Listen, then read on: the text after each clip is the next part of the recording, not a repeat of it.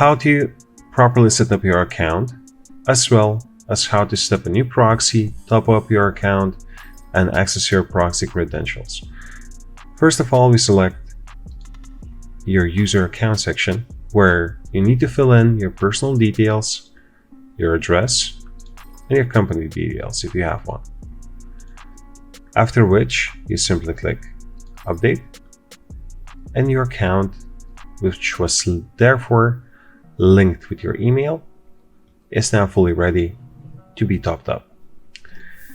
Once you hit the top up button, select the amount that you would like to top up your account with and the payment gateway.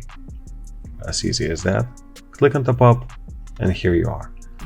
Once you have your balance available, click on proxies and add a new proxy. It may be a mobile proxy, residential one, or data center one. Let's say we need a residential one. We choose residential proxy, select 1 GB for the testing purposes, and click on order.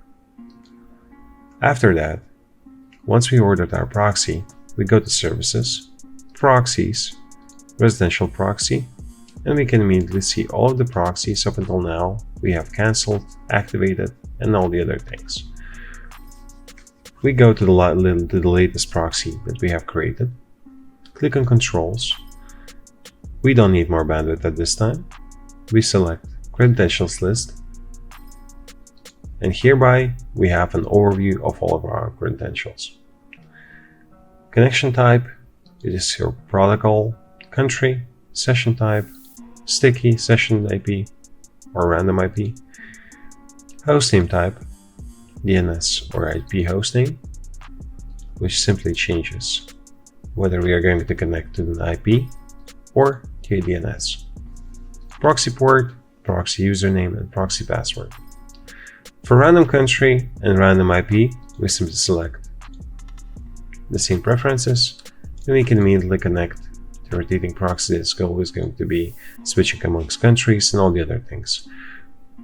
In case we need Canadian session IPs, we can immediately create those too. What we can do if we don't want to use this one, we can click refresh button, and our session is going to be changing. We click refresh button again, session also has changed. Let's say we need 50 of Argentinian session IPs.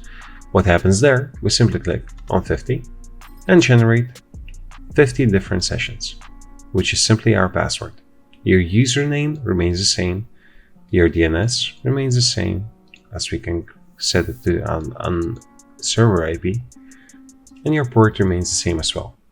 Only what changes is your password. Your password says whether you're going to be rotating or going to be using session IPs. As easy as that.